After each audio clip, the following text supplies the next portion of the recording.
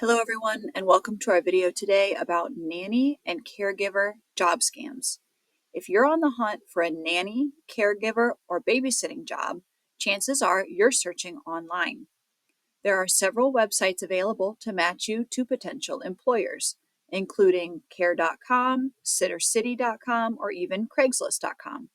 Unfortunately, scammers are also lurking on these websites, posting fake job ads and trying to trick you into sending them money or sharing your personal information. All of our info for today's video comes from the FTC, and the links to learn more are available at the bottom of the video's description, as usual. So let's get started. According to the FTC, here's one scammy scenario you might find yourself in. You see an ad for a job on a legitimate job site and you apply. The employer sends you a check up front and tells you to deposit it. They also tell you to keep part of the money and then send the rest to buy supplies, or that it's for expenses, even toys, for their loved ones in your care. Meaning you deposit the check and then withdraw some of those funds to follow their instructions. This seems generous, but don't do it. This is not a real position, and that is not how a real employer would behave.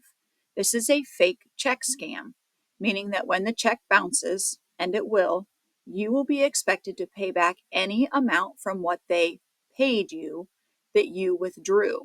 So you've either actually just sent them some of your money, or the bank will want the withdrawn funds replaced since they were never actually coming in from the check in the first place.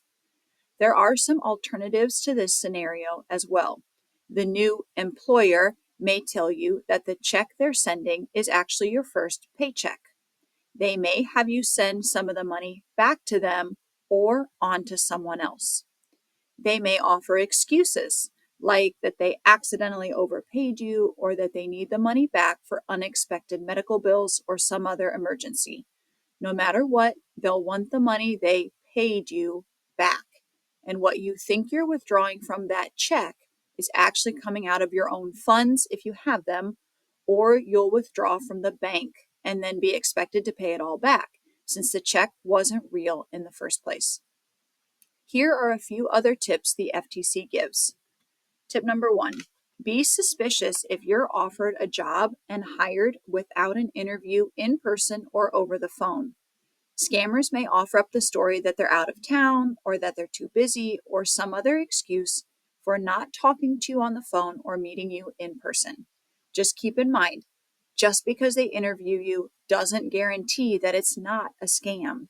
Lots of reports are coming in that fake job scams did include what appeared to be a very professional interview. Tip number 2, don't send money to someone who says they want to hire you, period. And especially if your new employer asks you to send them money using cryptocurrency, a gift card, or wire transfer through a company like MoneyGram or Western Union, don't do it. That's a scam and not a real job. Tip number 3, don't feel pressured to act immediately. Scammers are pushing you to act before you can think about the information you're divulging. Before you provide personal or financial info to a prospective employer, check them out. Search online for their name, email address, phone number, and even the actual text of the message they sent you, along with the words complaint or fraud. You may find that others have reported problems or experiences with this employer.